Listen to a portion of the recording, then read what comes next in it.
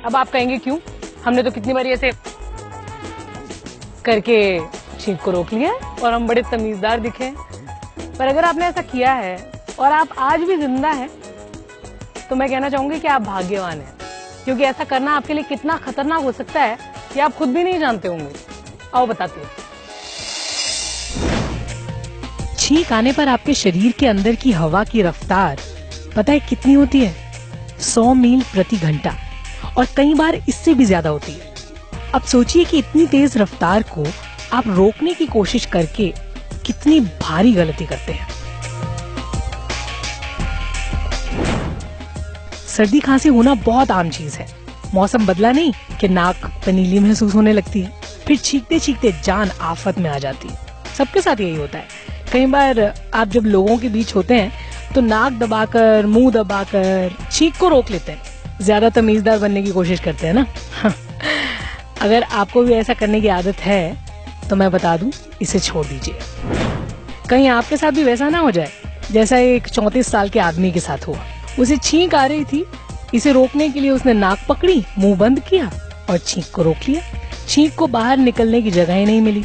इससे गले के पीछे और जोर पड़ा और वहां छेद हो गया। छींक के फोर्स के कारण गले की नाजुक मांसपेशियों में छेद हो गया। जाहिर है उसे बहुत दर्द हुआ होगा। ना कुछ बोल पा रहा था, ना कुछ निकल पा रहा था। फिर उसे अस्पताल ले गए। वहाँ करीब 1 हफ्ते तक उसका इलाज हुआ। डॉक्टर ट्यूब की मदद से उसके अंदर लिक्विड डाल रहे थे, खाना डाल रहे थे, क्योंकि वो कुछ भी निगल नहीं पा रहा था। मरीज की जांच से पता चला कि छींक रोकने के कारण उसके गले का पिछला हिस्सा, जिसे डॉक्टर फेरिंग्स कहते हैं, वो टूट गया था। डॉक्टरों के मुताबिक छींक के समय हमारी सांस की नली और सीने में हवा का बहुत तेज दबाव होता है। फिर जब कोई नाक और मुंह बंद करके छींक रोकने की कोशिश करता है तो एकाएक प्रेशर और ज्यादा बढ़ जाता है।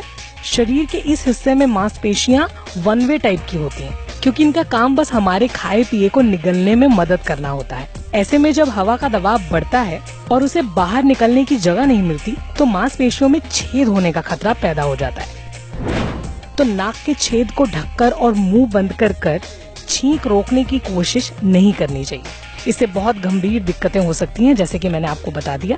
फेफड़ों के पास की जगह में हवा फंस सकती है, यहाँ तक कि दिमाग में खून ले जाने वाली नसें भी फट सकती हैं।